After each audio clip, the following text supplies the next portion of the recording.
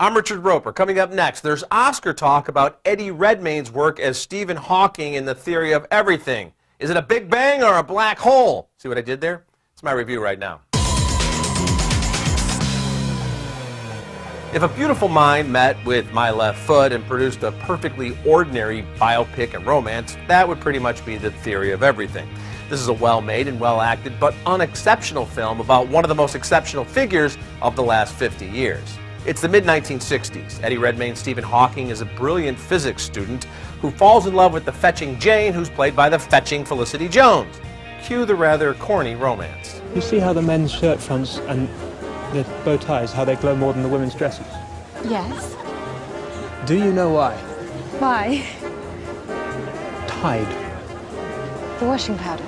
The fluorescence in the washing powder is caught by the UV light. Why do you know that? Directed by James Marsh, who's adapting Jane Hawking's own memoir, The Theory of Everything embarks on a familiar path, well, actually two familiar paths.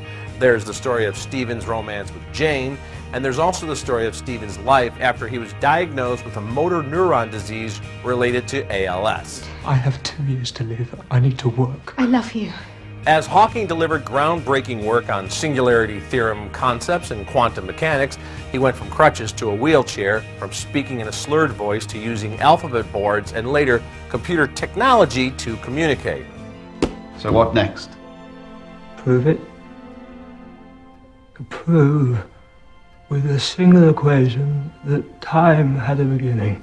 On a couple of occasions, The Theory of Everything takes a small stab at creating a visual to reflect Hawking's thought process, as when he gets lost in the swirling pattern of cream in his coffee. But those scenes really don't work that well. We do see evidence of Hawking's achievements, but The Theory of Everything is mostly about the relationship between Stephen and Jane. Indeed, it is a love affair, but like the marriage showcased in A Beautiful Mind, what happened in real life is hardly a neatly wrapped fairy tale. But I love him. And he loves me. We're going to fight this illness together. The Theory of Everything does show the demise of the Hawking's marriage and the respective romances with other partners, but everything is painted in such civilized and sweet tones. From all that has been written and the numerous documentaries we've seen about Hawking, we know the relationship between Stephen and Jane was, to say the least, complicated, as was Stephen's second marriage to one of his nurses. That all being said, I wouldn't be surprised if Redmayne receives an Oscar nomination. It's really remarkable work here. By the end of the film, he's communicating almost solely through his eyes and the touches of a smile. It's a memorable performance in a rather ordinary film, so I give The Theory of Everything a C+. I'm Richard Roeper. You can get all my reviews at richardroeper.com and at reels.com.